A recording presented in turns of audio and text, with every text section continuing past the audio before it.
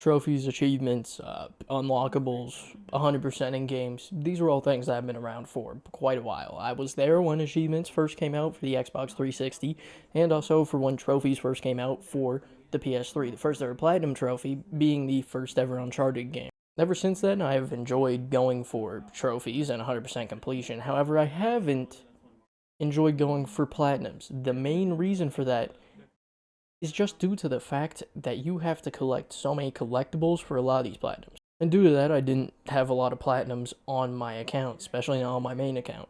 The only Platinums I had on my main account, which was 4, was Far Cry 3 Original, Assassin's Creed 2, Dishonored, and the first ever Red Dead Redemption. Now, 2 of those I did make into videos. They just were never published because they were shit. Hopefully the same thing doesn't happen with this one. Now, even though I haven't went for a lot of Platinums, I would consider myself a completionist, as I usually get my game save up to 100%. I've done that on a plethora of games, including a majority of the GTA games, both of the Red Dead Redemption games, and also Dishonored, Dark Souls, stuff like that. Dark Souls doesn't have a game save counter, but I've done everything you can in those games. So that being said, I'm not someone who likes to go for Platinums, because there's usually a lot of grindy trophies that I just don't want to spend my time doing that. That being said, though, if you guys enjoy this video and enjoy this content, make sure to subscribe. We upload quite often, and I'll continue making videos like this if you guys enjoy it. That's really all that matters. Also, on top of that, I actually had a decent time getting the Platinum for Days Gone. Days Gone was released for the PS4 and has exactly 46 achievements, 45 if you don't count the Platinum. 12 of these achievements all being story-related, and the other are all miscellaneous combat achievements, collectible achievements, and non-story storyline achievement type things. So, I thought, why not? Platinum shouldn't be too hard. It was estimated to take around 60 hours if you played on easy, skipping every story cutscene, and 80 hours if you play on normal, skipping every story cutscene. I decided to play on normal, you know, bit of a longer grind, since it is going to be taking 80 hours, an extra 20 hours as opposed to 60, but I really didn't mind that much. Now, let me just tell you, I didn't have to do this. There is no difficulty-related achievements for the Platinum, only for the 100%, if you want to get it so it says Platinum and 100%. Mine says Platinum and 70%, and I'm perfectly fine with that, because I'm going to do a story summary of this video. I'm going to have those bookmarks in the video, so if you guys want to skip over to where I'm just going through achievements, mainly the miscellaneous ones, and you don't really mind skipping over the story summary I have, go ahead and skip to that. But I'm going to be doing a story summary, and the first half of this game, the first 30 hours are, well, they're slow. Days Gone starts with Deacon St. John and his wife Sarah fleeing a small town in Oregon called Farewell, after a virus has started making people act very aggressive and cannibalistic. Zombies. Sorry, this is zombies media. We can't use the word zombies. Instead, they use the word freakers. Sarah has been stabbed, and Deacon gets her on a Nero evac chopper. Deacon stays behind with Boozer and promises to meet Sarah at a refugee camp outside Farewell. Fast forward 2 years, and Deacon and Boozer are chasing down a well-known drug thief named Leon. Once they catch up to Leon, they remove him from the equation. You like that one, right? I'm sorry. Returning to their bikes, Deacon notices that his fuel tank is in shambles and leaking gas. Looking for parts to repair it, we end up at Crazy Willie's. After finding a new gasket, Boozer gets ambushed and severely burned. On his arm, of course, not anywhere important, just his arm. Now, this is done by a group of people called Rippers, and they do this because he has tattoos, because he was in a motorcycle club, an MC, along with Deacon. And they don't take too kindly to tattoos. They see it as something of the old world, and they don't agree with it. So the Rippers burn it off. The Rippers basically want to become the Freakers, or the zombies in this case. I don't know why, man, but there's a weird cult. You have to have one of those in literally every single form of zombies media, so, I mean, come on, might as well as name them Rippers or something cool like that. Boozer now is left to rest up his arm at our outpost, which is a old ranger station, ranger tower for fire watch and stuff like that, while Deacon looks for bandages and sterile equipment to treat Boozer's arm for their third-degree burns and to fix our bike. Arriving at our bike to fix it, we notice that it's been stolen by people from a camp ran by Copeland, Mark Copeland, or Mike Copeland. I can't remember his name. He's not very important to the story after the first, maybe hour. Hoping to get his bike back, Deacon goes to the camp ran by Copeland, and unfortunately, it's been picked for parts. We get a shit can to replace it. Okay, I have to give them their props. This is a pretty cool way to backwards progress in a game. You see, we start out with this sick bike that works really well. Boozer gives us this great shotgun that takes out zombies in one bullet to the chest or legs. But Boozer wants to keep the shotgun, that way he can stay safe inside of the watchtower, where there is one entrance. And our bike gets picked for parts by a mechanic named Manny, so they give us a shit can to replace it. See, this is a great way, and one of the few things in the first half of the game that I can actually give it props for doing. Few things. There's not many. After returning to Boozer and patching up his arm to the best of our abilities, we do a few more miscellaneous things before riding out to the south with Boozer to another camp with a doctor, which is ran by one man named Iron Mike. The Iron Mike camp is what it's called. The only problem here is that Deacon and Boozer had a falling out with none less than Iron Mike. But he takes us in, so it's okay. Unfortunately, after the doctor looks at it, we come to find out that Boozer's arm is infected and will give him severe blood poisoning if not amputated. But the doctor Addy needs a special surgical knife for the procedure. After retrieving it, the doctor amputates Boozer's arm. This leaves Boozer severely depressed as he's no longer able to ride a motorcycle, defend himself very well, or really just anything, you know. Having one arm in a zombie apocalypse, probably not the best thing. In the meantime, Deacon has been doing jobs for a Nero researcher named O'Brien, who was there the night our wife was evacuated. He's the one that helps us get her loaded onto the helicopter, and the one that Deacon threatens at gun. In return for helping him, O'Brien informs us that our wife might be alive.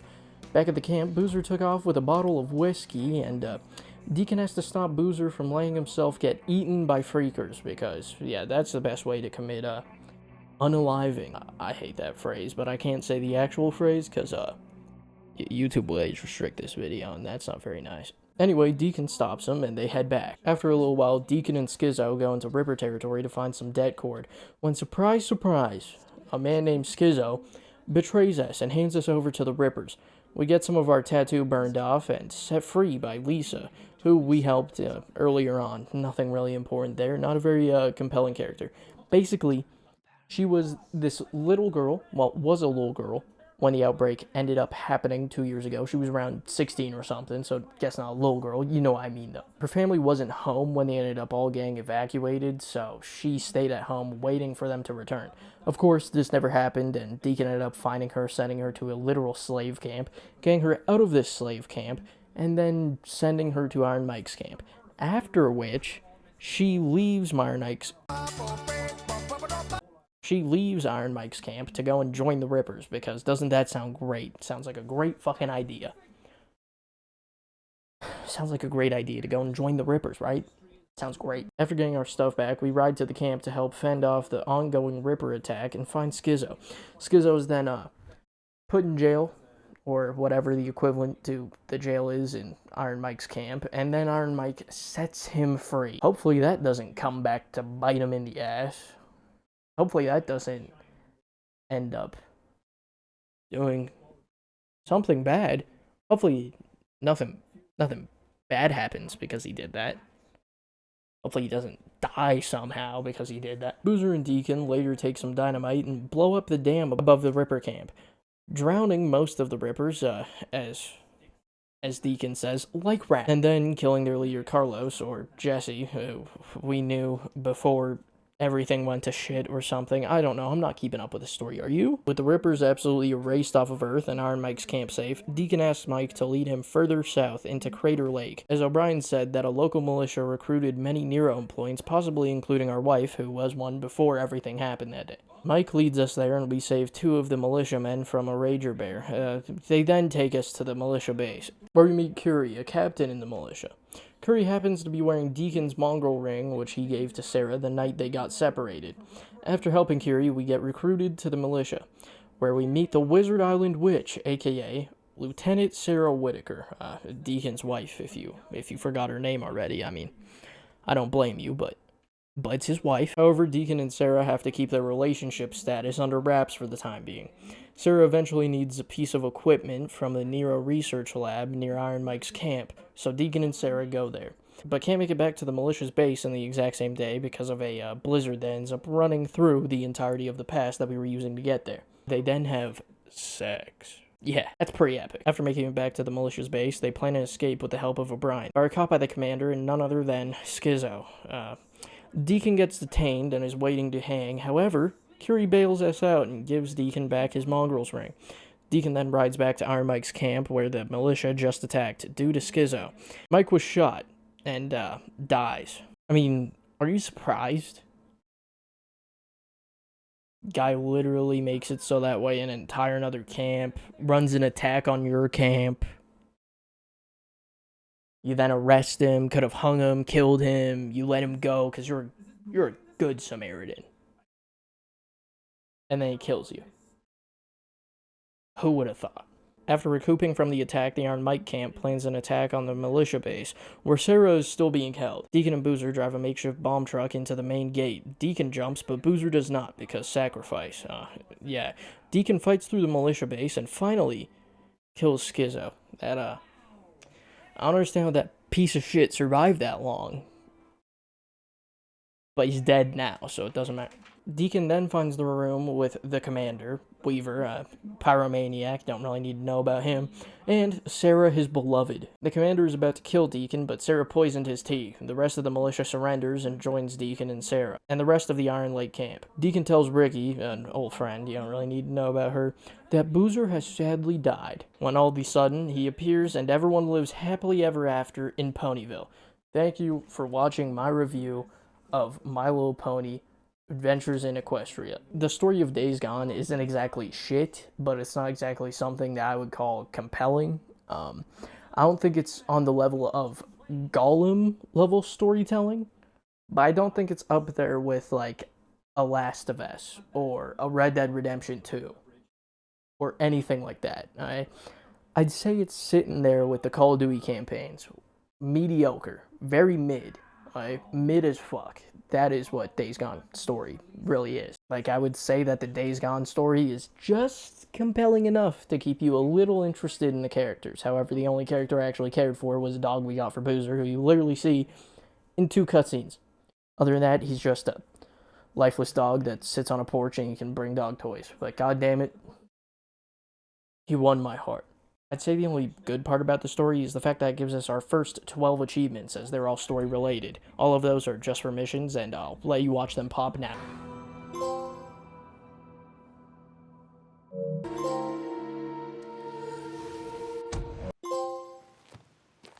Hey, Tuck. You get my...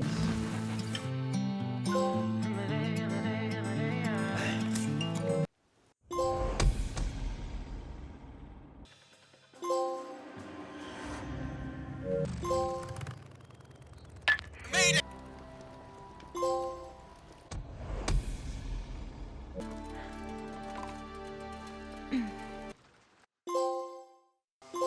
Shut up! All of you! I know! The first non-story achievement I ended up getting was Finders Keepers. You did the right thing, bro. Then I got Kitchen Courier for selling meat or plants to a camp. Then Don't Stop Me Now for getting my first skill, which, the skill tree was probably the most grindiest part. You'll see that later on when we end up going further through the achievement list.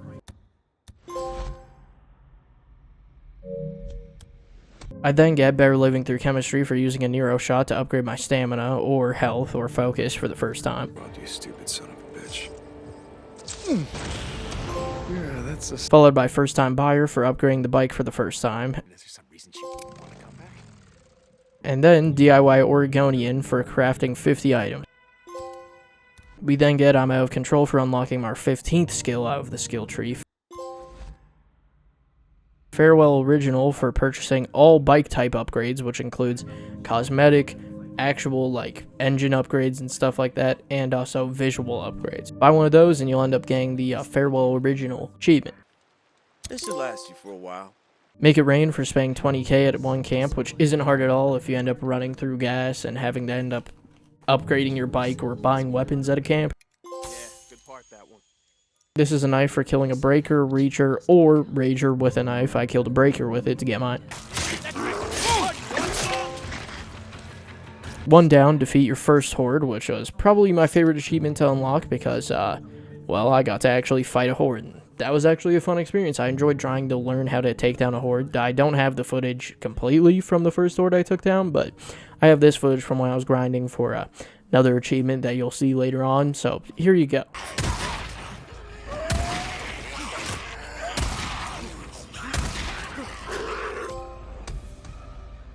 Surviving isn't living for rescuing 10 survivors. There's no stopping me, which is unlocked for unlocking 30 skills out of the skill tree. Lend me your ears for collecting 989 freaker ears, which when I was reading this achievement, I thought was going to be way harder, but really wasn't that bad, especially if you've taken down more than one horde, or you just progress through the story, because there's a bunch of hordes that you end up having to take out in the later missions, so really not that hard of an achievement to end up obtaining. Best friends forever for getting the allied status with a camp, which just requires you to do enough missions for them and earned enough trust to end up getting your trust rank up to 3, which is allied. There's another achievement pertaining to this, which requires you to do it with 3 camps, which I also end up getting quite a bit later on, because I think it's around 50,000 trust points that you end up needing to get with each camp in order to get up to allied. Thank God. Performance enhanced for maxing out either stamina, health, or focus with the Nero injectors. I got mine for maxing out stamina. The art of bike repair for applying 100 scrap to your bike, which is not hard at all to do either. Every time it gets damaged, I just went over to it, held circle as long as I had scrap, and ended up applying at least 1 piece of scrap to it every time. Do that 100 times, and you end up getting the achievement. Nothing hard here at all. That'll hold. Welcome to the party for clearing out all infestations, marauder camps, ambush camps, and encampment missions inside of one region. Old Reliable for killing 200 enemies with a crafted weapon, which is not very hard at all either. I just ended up crafting my baseball bat into a baseball bat with nails, going around killing as many people as I could with that, rebuilding another one, killing as many people as I could with that, and repeating the process until I made it to the number 200. Another thing that really helps with this is there's actually a screen inside of the game that counts all of your trophy status, since it is a PlayStation exclusive game, or a PlayStation made game, not exclusive, whatever. So it ends up actually counting all of your stats inside of the game, which is very nice for me, especially with achievements like this, or the ones with collecting freaker years, stuff like that. It's very nice. I then get Wannabe Fortune Hunter for collecting 50% of the collectibles. World's End for completing the World's End story. Variety is the spice of life for using all bolt types to kill an enemy. Almost out. You've got Red on you for collecting 541 items off of bodies. Go Kick Rocks for breaking 12 Anarchist Cairns, which are just these little rock things that I ended up getting here. Next achievement I get is Infestation Extermination for completing the Exterminator storyline, which is just requiring you taking out all of the zombie, like, little hideouts and stuff like that, which are all marked on your map, especially after you beat the story. And the only annoying one that you actually have to drive around quite a bit is for clearing out all of the raven nests that are inside of South Oregon, but those again are all marked on your map after you complete the story, so it's really not that hard either. Ghost of Farewell for getting 100 stealth kills, which I thought counted whenever you killed someone without being detected. However, it doesn't. You actually have to go up to him and press triangle while not being detected to do a stealth kill. I just ended up doing it on the last few marauder and ambush camps I had to do.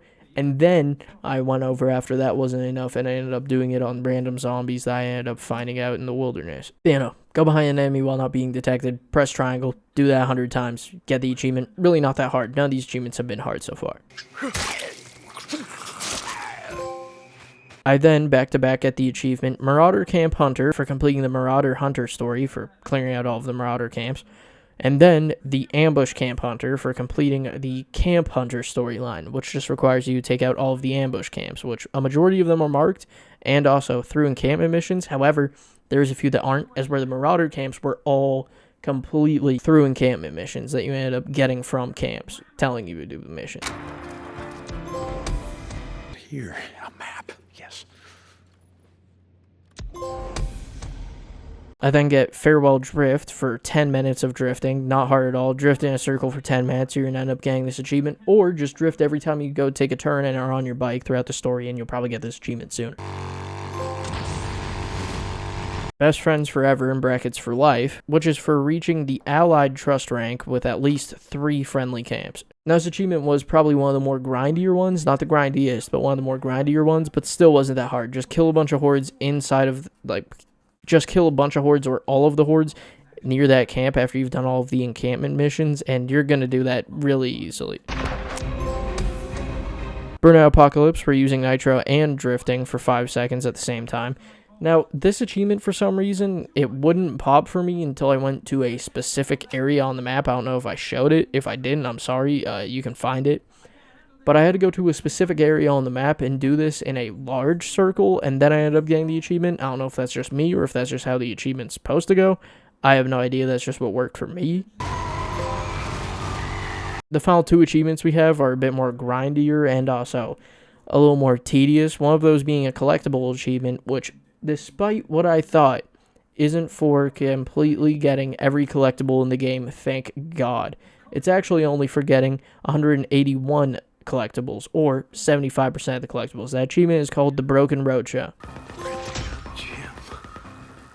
The final achievement we had to end up getting to end off the entirety of this run, the entirety of this platinum journey, which actually hasn't been too bad. I've been having kind of fun with it, other than the story, which I already mentioned before. The 45th achievement we ended up having to get before we would end up getting our 46th, which is an achievement for getting platinum. The final achievement we ended up having to get was Mr. Fahrenheit for unlocking 45 skills. I'm going to play through the last horde I had to kill because that's literally the only thing you can do for XP, which is why I say it's a bit grindier. Also, as a matter of fact, before I do that, I'm going to show you the little route you can do to get the most amount of buildables as possible to help you with taking out hordes, as that's literally all you have for leveling up after you've ended up beating the base game, doing all the encampment missions. You're not going to be level 45, and so you will have to end up taking on hordes. So since you're going to need stuff like napalm molotovs and C4, proximity mines, and stuff like that to make it much more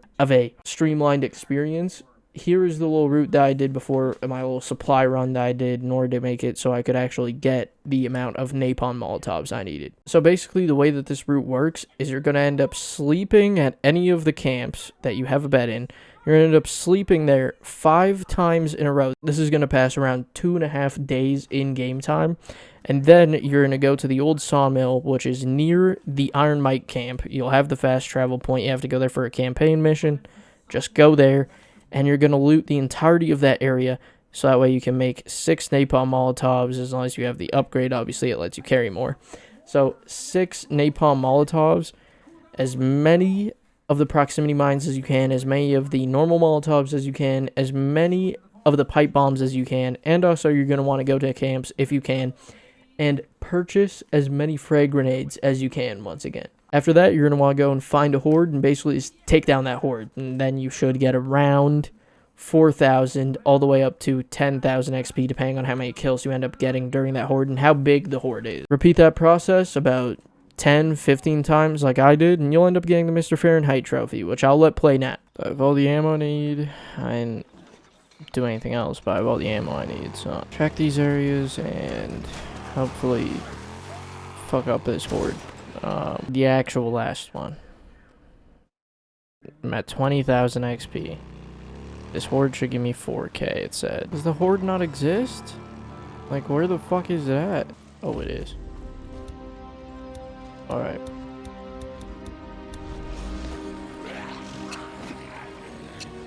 Three.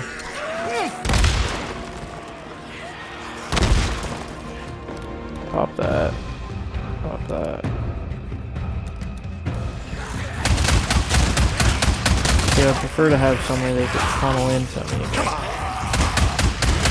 That's what I have to do, I guess.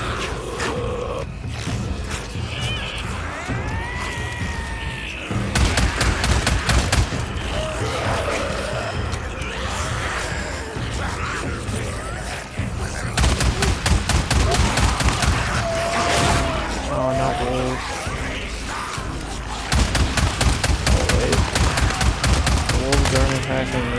shit. Am I missed no wolves?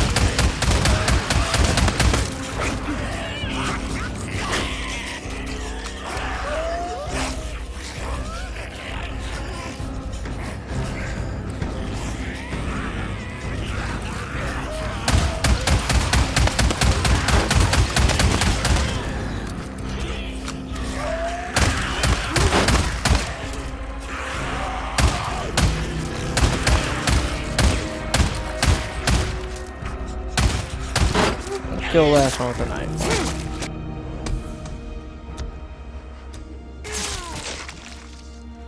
Now, there, Mr. Fahrenheit unlocks 45 skills. 1%er. Go above and beyond unlocking every trophy. It's funny that it's called 1% too, because if we go down here and look at it, it's actually not a 1% trophy. It's 4.3% of players have this trophy. Anyway, I think that this platinum was really good, really fun, definitely underrated, because even though however many people have it, like percent of people have it, I think more people should have it. The starting of this game is very slow, that is for sure. There's a few grindy trophies, like the one you saw me complete, but not really that many that are extremely grindy. Yeah, it was fun. In all, I think Days Gone is a good game. Not for the story, not for the characters, but mainly for the fact that there's giant hordes of zombies, and it's the closest to an actual one-to-one Walking Dead game we'll get that you actually get to free roam around. And as someone who actually enjoys The Walking Dead quite a bit, seasons 1 through 8, that is, not the rest really, but yeah, I enjoyed the game for that. Taking out hordes was probably one of the funnest gaming experiences I've had in this game. Not in a long time, but in this game. In total, I would say that Days Gone is a very mid game, and ranking it based off just the game, not based off of the platinum, I'll do that later, ranking it based just solely off of the game, I would probably give it around a 5 out of 10. It's fun, but it's also mid. It's very mindless. The only time you actually have to think is when you're planning to go and take out a horde, which is something that you end up having to grind materials for, which takes away from the fun of the game, in my opinion. Now, if I was just playing Days Gone for the story and that's it, my playthrough would have ended around 30 hours, which is a decent amount of time. However, I would say due to the fact that the first half of the game, so the first 15 hours of the game, really aren't much, and the game holds your hand a lot, and the story isn't very good, it's not compelling at all in the first 15 hours, I would have to say for most people, this game's probably going to be a game that they don't complete. And if anything, they play the first little half, realize how slow it is, and give it up, which is something I almost did as well. The only reason I didn't is because I had heard from people before that, hey, second half of the game, after like 15 hours or so, game doesn't hold your hand as much, there's more hordes that you end up fighting, you can actually take on the hordes, it's much funner. Now, if I were to rank this game just based solely off the platinum, I would say for difficulty, the platinum's like maybe a 3. For me personally, my playthrough, I would say that the platinum was around a 3 for difficulty. For the amount of time it took me personally 51 hours, so it took less time than the easy playthrough was supposed to take for the platinum by 9 hours. And I did this on normal, and I watched some of the cutscenes as well. I only skipped like the miscellaneous cutscenes. I watched every single cutscene, and it still only took me 51 hours to get the platinum, so, I mean, not too bad at all. For enjoyment, I would say the second half of the platinum, after I was done all the story-related achievements, and the achievements that were just like, get 100 kills with a crafted weapon, or 200 kills with a crafted weapon, whatever it was, I would say it was actually pretty fun. It was pretty good, and I enjoyed it quite a bit, so I would say it's probably around a 6 for enjoyment for this platinum. It was just something fun and lighthearted to play through for the platinum. Again, my only gripes with this game, really, other than it being just like mid, I hate that word, but mid, would probably just be the fact that the first half of the game was so goddamn slow. Because that really hurt the game. For me personally, for playing it, and replayability, I would probably never play through the story ever again. If anything, I might go back to my save that I got the platinum on, and beat the story, and take out the rest of the hordes, because that's actually fun. But you know, that was the video. I know it was quite a bit different from the videos I do before. Hopefully you guys enjoyed. I'm still, you know, kind of new to the whole scripting and the platinum videos especially. If you guys like the story summary to be in the rest of the platinum videos I plan on putting out, make sure to let me know. If you guys want me to skip that part and just kind of touch up on the story whenever I'm talking about an achievement that's related to the story, then make sure to let me know that as well. But yeah, hopefully you guys enjoyed this video, and if you did, make sure to drop a like and subscribe if you're new. We upload all the time and a variety of content. And yeah, I'll see you guys in the next video. Peace.